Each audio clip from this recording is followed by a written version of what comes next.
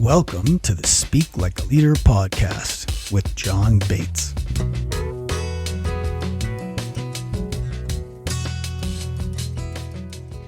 Welcome to the show. With me today is Thom Shea, and he is a retired Navy SEAL. He was awarded the Silver Star for combat missions in Afghanistan, and now Thom trains leaders globally in a holistic program that encompasses leadership, relationship, and culture. Thom, welcome to the show. Hey, I appreciate it, John, and thanks for bringing me on. You're super welcome. So listen, I've been spending a lot of time lately with retired Navy SEALs. I don't know what it is that God, is punishing me for, but I'm open to it. It's a complete punishment. Don't anybody do this. But I mean, I guess that I tease when I say that, but I have been in Navy SEAL mode lately, and I want to go back and kind of go through the chronology of how you ended up now focused on leadership and relationship and culture. So let's go back to, becoming a Navy SEAL. What had you even want to do something that crazy? And how did you make it through Hell Week? Let's start with those two questions. Well, this could be a really long conversation, John. So, okay. All right. Yeah. I didn't have a linear path. Like just maybe the story is everybody's story. So yeah, I started, I wanted to go to West Point and I went. So I flunked out of West Point end of my junior year in English, which I think is a beautiful apropos story to after flunking out in English, you write a book, Yeah. And so then, I came home with my tail between my legs, and boy, isn't that everybody? You try something and fail, you go home and they're like, well, what are you going to do? And nobody had the answer, and I had to find it. And I always wanted to be a SEAL. I kind of grew up with a neighbor who was a SEAL in World War II, even before it was called Navy SEAL. And he had been on Iwo Jima and like first invasion, and he'd been shot several times. And I don't know why I admired that, but he represented to me something that I wanted to do. Yeah. Thom, let me pause you for a sec. Yeah. We're here with this guy. You must have, did you hear some stories of his? Did he ever tell you stories? All of them. Yeah. Somehow he hated every other human, but liked me. And I have no idea why. And his name was Pat Tomlinson. And he was in class number 2, I think. Wow. And his stories were not that they were harrowing, and they were, Yeah, of course. Like, how would any moron want to do that? Why did you? I never asked why. I would just listen and go, I wonder if I could do that. Yeah. And my answer was no forever. And so it became clear when I came back from, getting my butt beat at West Point. I talked to him and he goes, now what do you want to do? I'm like, man, I don't know. I can't even get in school now. I was a straight A student, had 1,500 on the SAT. I was a golden boy. And now I can't even get it in a junior college without a waiver, and still had one more year eligibility football. And I said, Pat, I've always wanted to be a SEAL, but I can't swim. And he goes, sign up. He goes, the only thing I've learned in life, if you think about something more than a week, you got to go do it. And you got to sign up without the ability to do it. Like you got to go all in. And that then became a mantra. Yeah. Until you're committed, you're never going to learn anything. So I ended up getting through school. I went to Ball State, and it still never went away. I didn't sign up. And at the end of Ball State, he goes, what are you going to do? I'm like, man, I don't know. He goes, I'm telling you, you talk about it all the time. Go sign up. And then, so I went and signed up without telling my dad. I didn't need to anymore because I wasn't young. Yeah. And then I learned how to swim. And that was a long path to get there. So the getting there is you go through Navy boot camp, and I didn't want to be an officer. And because the reality of special operations and SEAL team is that the officers don't do the work. Mm. Uh, and leadership in the teams comes from the chiefs and the enlisted guys. Like the real Yeah. leader in the team is the platoon chief, Uh-huh. because they have all the experience, and the officers get 3 to 4 or 5 years, and then they're all administrators. Yeah. And so I signed up as an enlisted sailor directly into the SEAL program. Uh-huh. And I signed up as a corpsman because you can't go on a combat mission unless a medic or a corpsman is there. So I was like, I want to ensure that I pick a rating that gives me some skill and then it translates to being in combat. Yeah. And so I show up for BUDS, which is called Basic Underwater Demolition SEAL Training.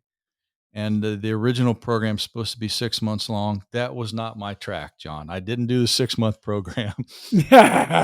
I got injured in Hell Week 4 Hell Weeks in a row. So I had done 4, ended up doing 5. But so Oh my gosh, after a dude. year plus of training, just revisiting everything again and again and again, Yeah. I ended up with pneumonia, passed out, ended up in the hospital for about a week. And they kicked me out of training because I had scar tissue in my lungs. And they're like, you can't be on dive status with scar tissue. Bye. Mm. And I call up Pat. I'm like, hey, it didn't work. And he goes, who said it didn't work? I said, the Navy says I can't. He goes, did you ever meet the Navy? You ever meet that person that is the Navy? And I'm like, what do you mean? He goes, either commit to going back or never think about it again. I'm like, well, it doesn't make any sense. Like, think about that in business. Everything's against you. Are you willing to triple down with all the odds against you? So I'm like, okay. I went into the admiral's office working at the hospital every day for 9 months. And at one point in time, he made me sign it. He goes, hey, I'm giving you a direct order. If you come back in again, because I can't release you for 2 years. If you come back in again, I'm going to demote you. I'm going to take a rank from you. And I signed it and came back in on Monday. And he took a rank from me. And I came back in the week after him taking rank. And he's like, what are you doing? I'm like, I want to go back. And he goes, I can't. The Navy, I don't have, my hands are tied. The Navy won't let me. And literally on a Friday, I'm glad whatever happened in his life, he walked out of his office, saw me, walked over, signed the piece of paper and said, either you're the dumbest guy in the world or you're meant to be there. I don't want to deal. I don't want to deal with your crap anymore. So Oh, I ended wow. up back for my 5th class, class 207, and made it through. So we started out with 111 and graduated 11, which is the same Oof. paradigm of SEAL training since the beginning of time. They graduate Yeah. about 12%. Yeah. And that was my Oh, path to making it through.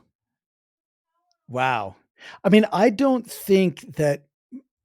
think most people know that it's hard to become a Navy SEAL. I don't think most people know how many people have had to go back Mm, and go back and go back, yeah. right? Like it's Yeah, it's uh, I would say most people recycle. So if you graduate, so imagine the original class, we graduated 28, but 11 originals. The other uh, above the 11 were recycles that had been injured, failed there something. you go. Yeah. And so the percentage of people who recycle is more than the people who make it through the first time. That is, you know what? That might be the takeaway of the podcast, Mm, right? Like that for me is such an important life lesson. yep, That's so inspiring to give me goosebumps yep, to my ankles and my wrists, right? That's how bad you got to want it. yep. Well, the guy who started it knew. So he created a guy named Draper Kaufman created the curriculum that is Hell Week. The other trainings Hmm. have changed, but Hell Week is Yeah. not. Uh And huh. he goes, I wanted to find people who will keep a promise no matter what. The normal population calls that never quit. So it's a never Yeah. quit mentality. Because Mm. if I get somebody who's never going to quit, that's going to keep coming back, that can get injured, restart, can fail at something, redo it the next day, get Yeah. better.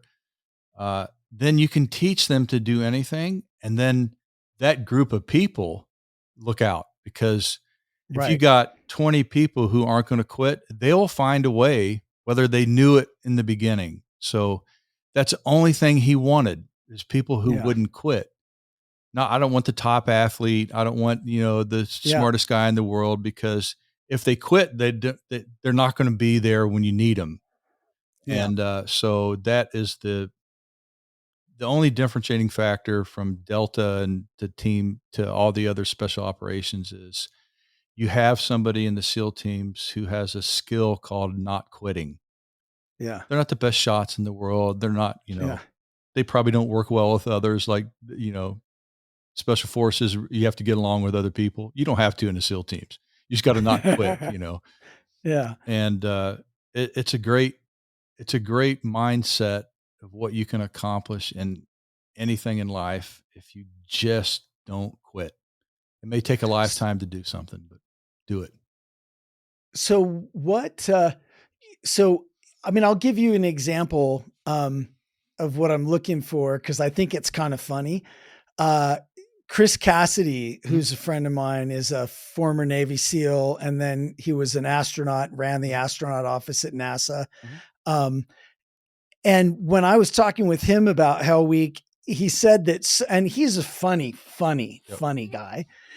I said, how'd you get through Hell Week? And he said, well, one of the guys there, like, or who had just gotten through or whatever, pulled him aside and said, okay, so Chris, here's the thing. They got to feed you. Mhm. So just make it to the next meal. Right. And he said that was really how he did it, when he was thinking about quitting. And I think everybody thinks about it, right? In that setting, he was like, oh, they got to feed me. I'll make it to the next meal. And that was his thing. Yeah, well, Now, perhaps that's a mechanics conversation. Let's, yeah, how do I not quit? yeah, You know, take it and eat an elephant bite by bite. Don't look at the yeah, totality, because you will kill yourself. How yeah, much it's going to take and how long you're going to do something, and so stop yeah, focusing on end results. Just be present right now. Can you take yeah, the next 5 steps? yeah, And it's a mantra for life as well. Is you got to get up every morning. yeah. You at least make it to lunch before you do anything stupid and make bad decisions. Make it to lunch. Make it to lunch, right? And Yeah, yeah, the ins and outs of Hell Week are, it doesn't make any sense to you when you're doing it. This is stupid. This is yeah, crazy. I'm gonna die. They're gonna drown me. I'm so cold I can't even, yeah, enunciate my name. And then that's in the first like 20 minutes. You're like, this is crazy. This is stupid. yeah, But everything is a program. As I went back as an instructor, so there's a design to all the stupidity in Hell Week. yeah, and and it's impressive as an instructor when you put people through. You're like, dude, I thought I wouldn't have done that. Look at that, yeah, you're crazy. Oh, we got yeah, to make them do it because it's in the curriculum, and let's make yeah. it worse. But it's more a discovery of what humans can do, and I wish that on anybody. Like, I Yeah, wish more people would find how low they can go and stay in the game. yeah, How much can you tolerate, and what you think you can tolerate is probably only an eighth of what you can actually do. And the yeah, body's a mirror. It's a miracle. The yeah, body, the human body, can do crazy things, very capable, only when the mind lets it. Once the yeah, mind goes, you can't convince somebody that's already convinced themselves. yeah, Like, people quit. You're like, dude, it's only 20 more minutes. No, I'm out. And here are the yeah, 5,000 reasons why I'm never going to continue. And like, oh, okay. yeah, So the mind does not want to be there until all of a sudden it just throws up its hands and goes, I'm just going to make it to the next dinner. I'm just yeah, going to make it from here to the end of the boat. yeah, And that is a great mentality. And maybe 10% of the population embraces it, Yeah. you know? I wish more people would embrace just don't give up, bro. There's so Yeah. much more available on the other side of this, but you gotta get to the other side. Yeah. Yeah. Boy, yeah. I just had an experience with that with my shoulder where I had a shoulder surgery and it got infected Mm, and it beautiful. was untreated and unrealized for a long time. And it really just threw everything off in my body. And I'm glad I kept going, Yeah. you know, like I just am really glad I didn't Yeah, quit. it's small things. We really Yep. give up. That's what I ended up putting into my curriculum is look at all the things you give up on that are small, that if you didn't, they would be wonderful. And Yeah. we give up on marriages because she cheats, he cheats. Well, what happens Yeah. if you wouldn't? What if you'd start again? And Yeah. for me, that having to start again became, man, I'm just going to start again. I screwed up. Yeah. I'm a terrible human. I don't know how to read, whatever the case is. Yeah. I missed a tackle, blah, blah, blah. Okay, Monday. There's another Monday. Yeah. They may kick you out of the program. Start again. Yeah. And Dude, yeah, 5 times. yeah. There's another guy that just did 6, Yeah. and I feel sorry for him. I said, "You, Yeah. I know him. And he was in training with me a long time ago, Yeah. and he came back at uh, 42 and finally made it. Yeah. That's Wow. insane. Yeah. I have a good friend named Diego Ugalde. I I know work him with as him. well. Yeah, yeah, Yeah, yeah. I work with him at Warrior Side, and, he I think it was 2 or 3 times that he Yep. went back and like a 10-year span, but he did it, Yep. you know? And It's yeah, so and had he inspiring. not, he wouldn't be where he is. He'd be somewhere else Yeah, that would probably be lesser. But yeah. yeah. Well, so okay, so then you became a Navy SEAL and you ended up in doing combat missions in Mhm. Afghanistan and you got a silver star. And I'm sure you've told that story a million times. Would you mind telling it again for us Oh, here? yeah, yeah, I have to turn on that switch a second. So, Yeah. I it was my 6th deployment over the span of my career, and, I think I was 40 when I went to Afghanistan, so it's Uh, not a game for old people. I was just graceful enough to not have major injuries, and my brain was still good, and my body was probably at 90% of capacity as opposed to 100. And so I took a platoon of 22 SEALs to Afghanistan in 2009, and mm, for combat. And so we were supposed to go to the Philippines. We ended up going uh, to Afghanistan. Notified a month before deployment, you're going to go from the Philippines to Afghanistan, mm, and the comparison is apples to dogs. You wouldn't yeah, compare the two.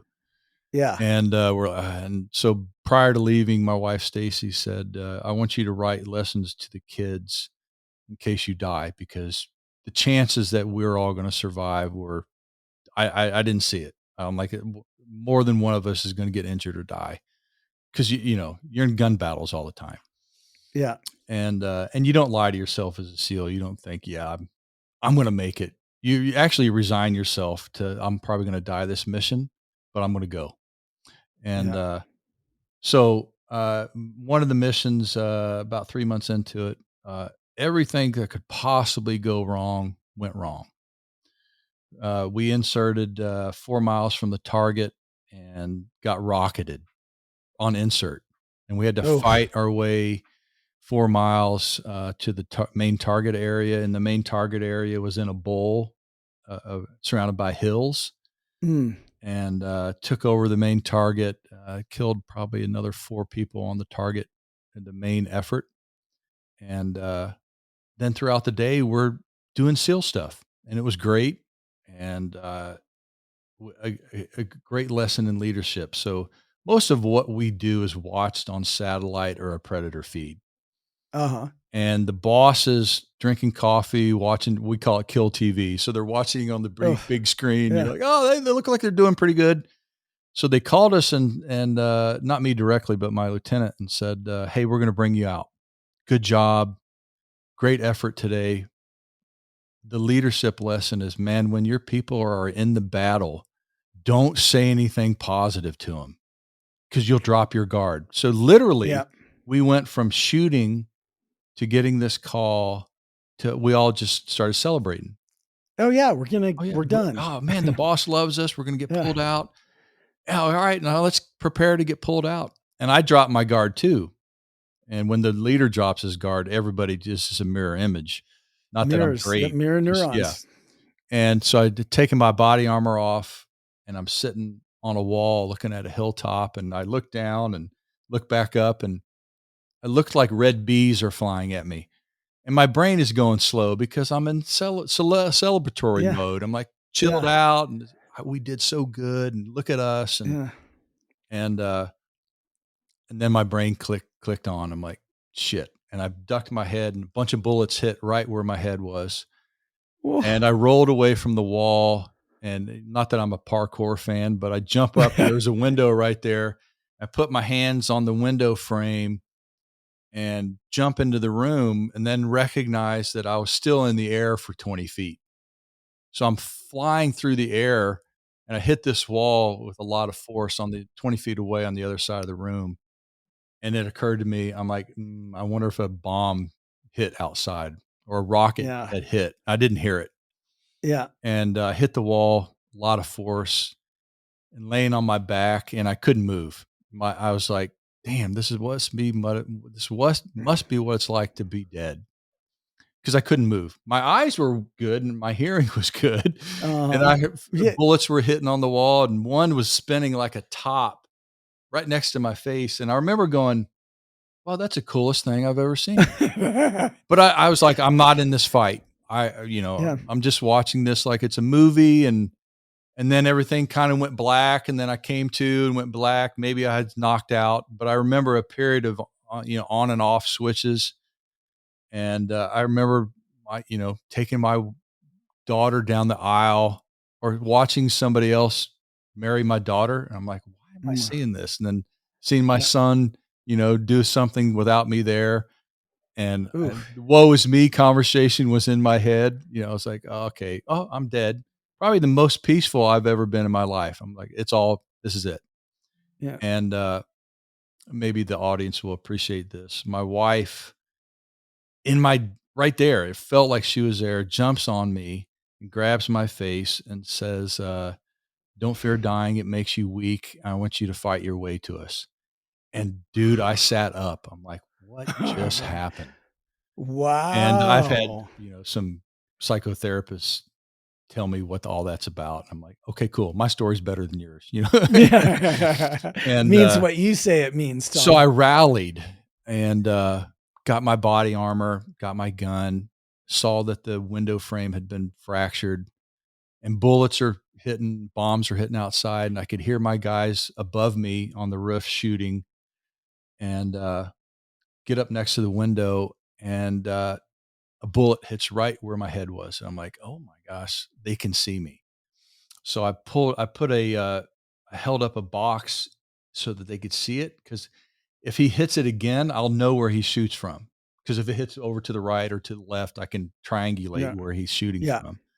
And it hits right in the middle of the box. I'm like, man, that's that hilltop, 638 yards away. Cause I'd lazed it a bunch of times. Uh-huh. And I'm like, okay, I'm in a game now. All this is a game for me. And sniper qualified, and I'd been a sniper instructor 10 times up to that point in time. And I'm pretty good shot. So I'm gonna find him before he gets me. Put a blanket over me, poke my barrel through the blanket so they could shoot through, and my scope would shoot through. And I'm tracking this hill, and if I move too far to the right, the sun will be beaming on me.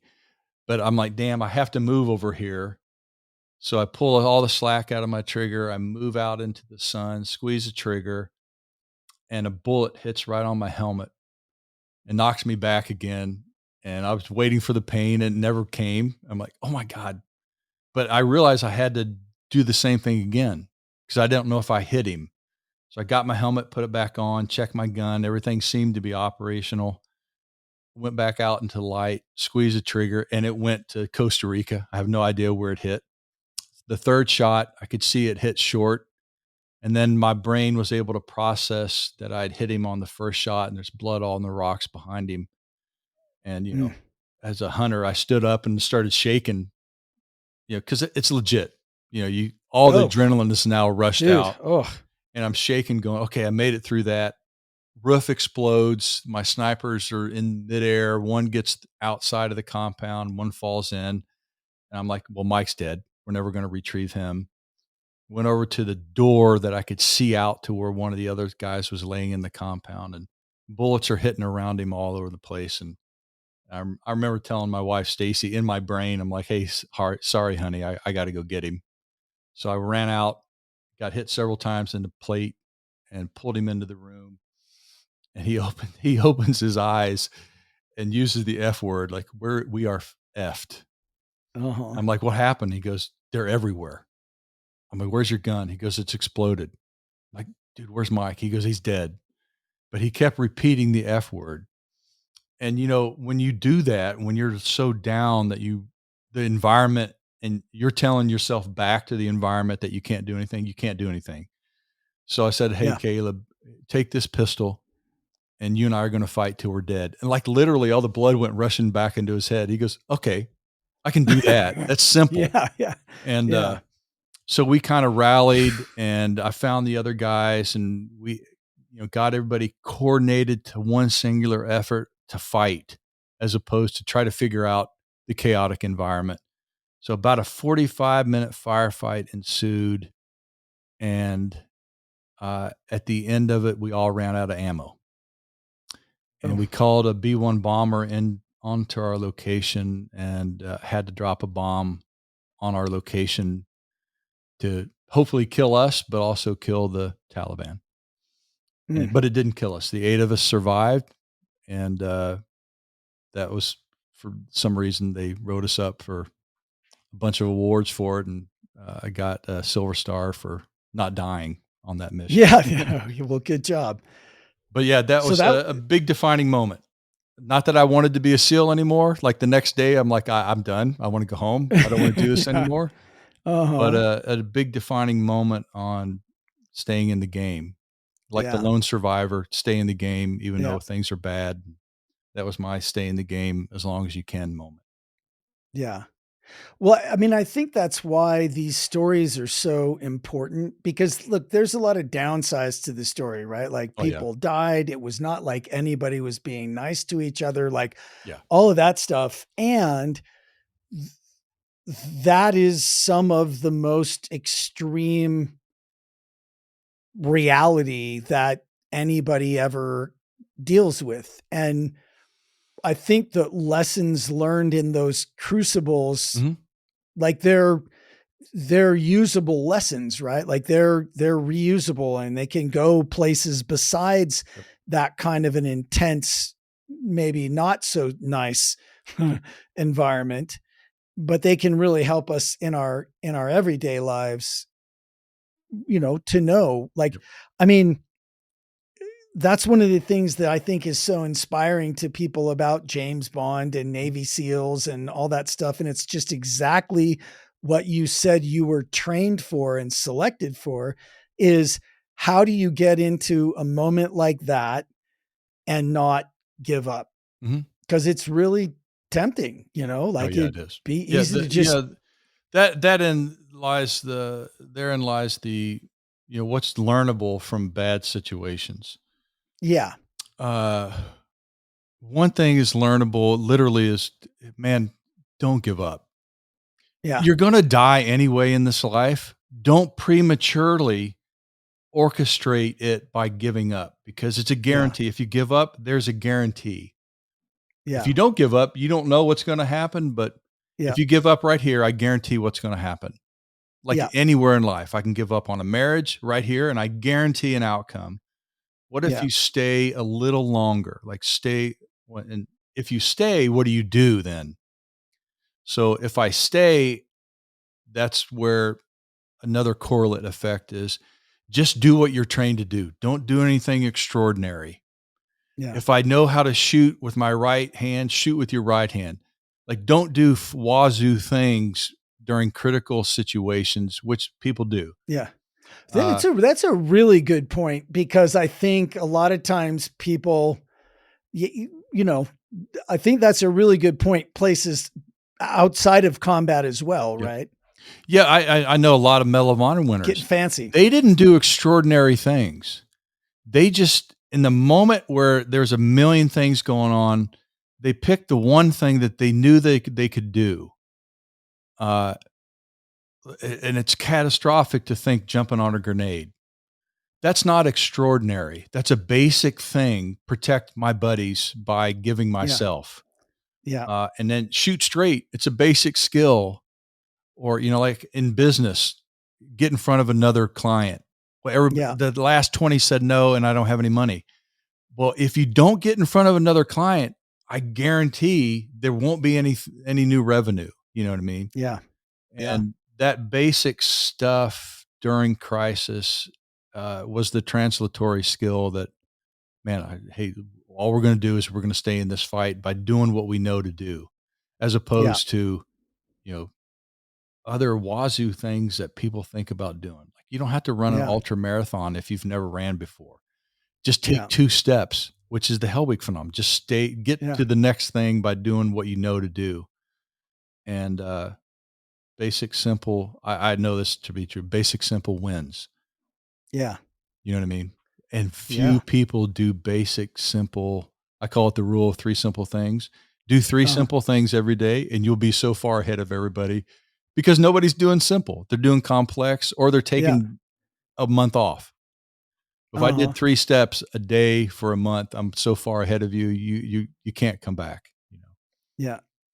Yeah, it's true. I there's a guy that I was listening to and he was saying, master the basics. Yep. And then people say, okay, well, but like I want the advanced stuff. And dude, the 100%. advanced stuff is master the basics. Cause Yes. once you master the basics, it's not like somebody comes running down off a hill and tells you the real Yeah, yeah, secrets. yeah, yeah, yeah. The secret is master the basics. Yeah, it would, if I took somebody into SEAL training, not buds. I mean, that's a getting rid of people training. So Yeah. Yeah. if I were to teach you snipers and having taught it 15 times, Uh, after you get the basics, you go, hey, what are some advanced skills? They're like, I don't know. I've been doing this for 20 years. I thought I would go to an advanced course. There doesn't seem to be any. There's yeah. just a, Master the the basics. the basics multiplied on top of each other. Yeah. So there's no new skill past the basics that will ever defeat basics. Yeah. And if you can't do, like, I want to learn an advanced skill. Okay, can you hit that target right there? No. Well, okay, there's nothing else I can. If you can't hit that repeatedly, I don't know if an advanced, a laser is going to do it for you. You know what I mean? Yeah. Right. And that in the SEAL, like CQC, I wish I would have learned more, but man, you can't Mhm. even do the basics. And all the veterans, even at Team 6, are like, no, it's just basics, man. Yeah. But we do it quicker than we do basics so fast that it seems like we're advanced. Yeah. And they just don't ever infringe upon the basics. Don't cut a corner. Uh, like all the hacks that are in the world. Well, Yeah. dude, if you're not working out and eating right, I don't know if medication is going to get you there. You know what I mean? No. Yeah. You can Totally. cut the fat out, but you'll just put it right back on. Yeah. Yeah. That's interesting. That I remember it really had an impact on me actually. Like it was seared into my memory. I don't know why. Maybe because at the time I was resisting practicing, Mhm. right? Because as a public speaker, I used to wing it, right? And I thought I was pretty darn good at winging it. And I was pretty good at winging it, but I would get uneven results, to be Mm. honest. And with myself. And when I finally was honest with myself, I realized I needed to practice. But one of the things that really hit me was when I read about and I mean, I don't mean to aggrandize something, but it was a it was a pretty difficult mission to go get Osama bin Laden, Mhm. right? And one of the things that I just did not understand, that in hindsight, I was like, duh, is how many times they practiced that mission, Mhm. right? We just did what we trained. Mhm. And I heard that's what one of the guys said. We just did what we trained. Mhm. And I've said that line 50,000 times since then, Mhm. you know, to myself and to my clients. You just do what you train, Yep. and you got to train. That if anybody's listening, that's the only thing that matters. How many times have you practiced this thing? Yeah. That is the metric of sustainable success. Like you can do one thing, like you can find one gold bullion in the ground Yeah. just by walking around and go, "Oh my gosh, there's gold. Yeah. Can you do it again?" So, how many it's the rule of 10,000 until you've done it 10,000 Yeah. times, don't anticipate any level of expertise. Yeah. And but who intentionally does something 10,000 times? I can tell you who, the top people. If you're no wanting to use, Michael Phelps, Yeah. uh, he practiced all the time. There are other fast swimmers, but not for 5 Olympics. Yeah. Like, you can do something for 4 years, but can you keep doing that? And then Yeah. you're making inch improvements with practice, not mile improvements. Yeah. And, like, the top investors invest all the time. Like, I can invest in a stock and it 300x, and I can call myself an investor. Do it again. Yeah. Well, Yeah. I don't know. So, the practice, practice, practice, practice. You can tell you're an Yeah. expert at something, uh, your ability to do it without thinking, Yeah. and because you've done it 10,000 times. Like the context of zipping your zipper, kids don't have that.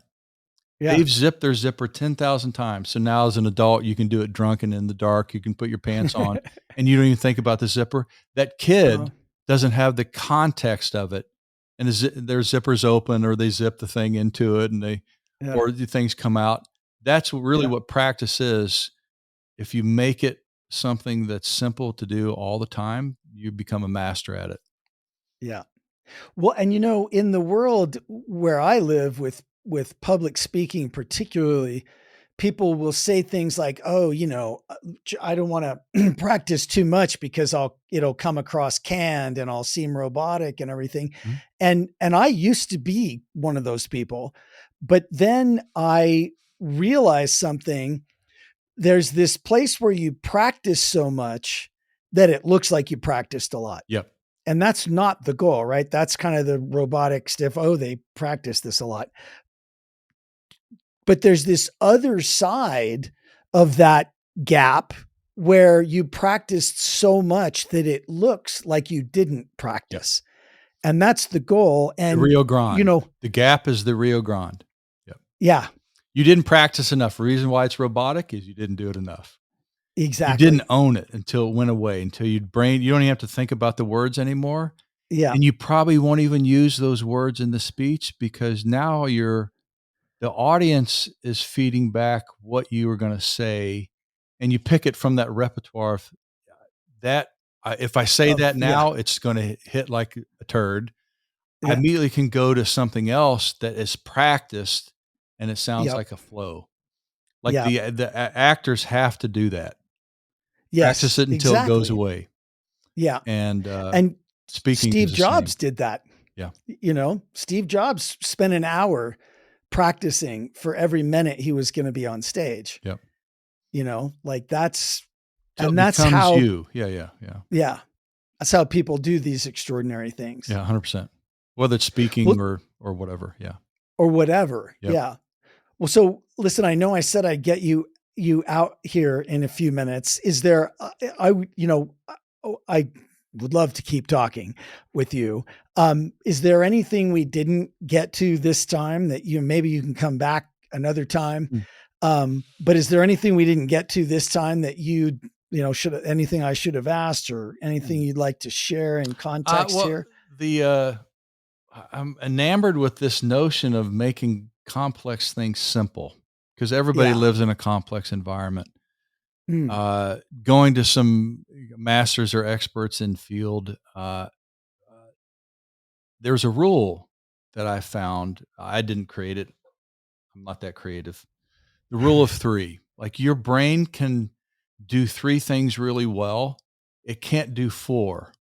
Once you put four things that you're, so I had written a book called Three Simple Things out Mm. of my experience of, in the SEAL teams and business of, you got to break complex down to three, and then you can only execute three things, like only juggle three balls. Jugglers, when they juggle, they can put 100 balls in the air, but they're only looking at three. And I never knew that until I talked to, he goes, no, I have the one that I'm about ready to catch here, the one I've caught and I'm about ready to impart. And then the next one, and then the next one, I'm only dealing with three. Yeah. I'm like, that's brilliant. And then, Yeah. That. in all tactics are broken down into three. Like, you can't do more than three things. You can't think four steps ahead. I can think three. Mm. Faster I think of three, I can get to the next three. And the concept of three in business is real. Yeah. And like, even in health, here's three things that will make you healthy. Work out every day. Simple. It doesn't even have to be crazy. A workout. Move every muscle in every joint. Do three stretches: a hang stretch, a hamstring stretch, and a squat stretch. And then don't eat sugar. Those three things, if you do those, all your issues will go away. You'll be at a level of health that you'll be like, what just happened? And it's simple. Anything above that is complex. Yeah. And there are three in a lot of different categories, but that one profoundly impacts a bunch of people. You want to get healthy, do those three things, it change you. But you got That's to not awesome. quit. Because Yeah. on Right. Thursday, you'll be like, I got it, man. No, you still Yeah. got to do them today, Yeah. It doesn't go away. So the guy who got tossed out of West Point wrote a book called The Three Simple Things. We'll make sure we put a link to that Oh, in the the first one I notes. wrote was called Unbreakable. It was about that Uh, combat deployment. okay. And then, Unbreakable and Three Simple Things. yep. So, Thom, thank you so much for joining us, and thanks for being so generous with your stories and with yourself. We will put links to you on LinkedIn, your linkedin.com/in/Thom Shea, THOMSHEA. And your website is Thom Shea, THOMSHEA.com. We'll definitely put that in. Love We'll it. put Appreciate links it. to your books. And, you have an outstanding invitation to return to Live Like a Leader, because I think we only scratched the surface, but I appreciate you being here and doing that with us. Yes, sir. Thanks for your time. Appreciate you. And to you listening, thank you for being here. Uh, doesn't make a difference without you. So thank you for the generosity of your listening. Thank you for joining us. And we will see you next time on Live Like a Leader show. Thank you for joining the Speak Like a Leader podcast. Go be awesome.